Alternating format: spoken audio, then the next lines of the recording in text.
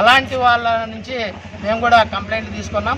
ఇవన్నీ కూడా శ్రీయుత ముఖ్యమంత్రి నారా చంద్రబాబు నాయుడు గారికి, లోకేష్ గారికి, మంత్రి సత్యకుమార్ గారికి, శ్రీరామ్ గారి ద్వారా మేము తెలియజేసి ప్రజలు ఈ విధంగా ఈయన అవినీతి వల్ల బాధపడినారు, తిరిగి బాధపడకూడదంటే ఆయన ఇక్కడికి రాకూడదని చెప్పేసి మరోసారి ఈ లెటర్ల ద్వారా విన్నవిస్తూ, అలాగే బాధితులు అందజేసిన ఈ పేపర్లన్నీ కూడా ఫ్యాక్స్ ద్వారా మా పై వాళ్ళకు కూడా పంపించడానికి సిద్ధంగా ఉన్నాం.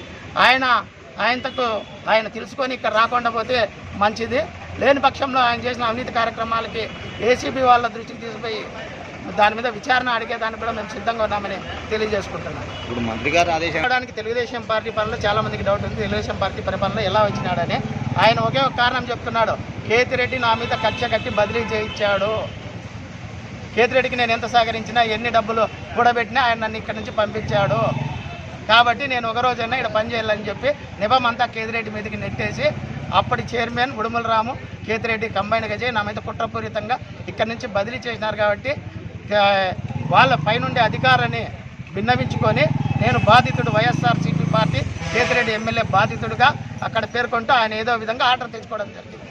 కాబట్టి దాన్ని అన్ని విషయాలు కూడా మా మంత్రి గారికి, పరిటా శ్రీరామ్ గారికి తెలియజేశాము.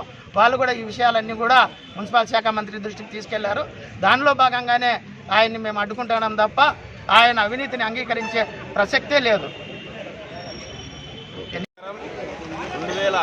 2021లో కమిషనర్ గారు ఆ రోజు నామినేషన్ వేసేకొస్తే కూడా టీడీపీలోనే అదే పనిగా ఒక సెట్టుగా 3 సెట్లు వేసినారు. ఒకరు కౌన్సిలర్ వచ్చేస్తే అదే పనిగా ఆ ఫైల్ బాగాలేదు, ఈ సంతకం లేదు, ఆ సంతకం లేదని కోర్టు నుండి పనిచేసినాడు కమిషనర్ గారు. కానీ ఆయన చిట్టా అంతా కూడా దీంట్లో ఉంది.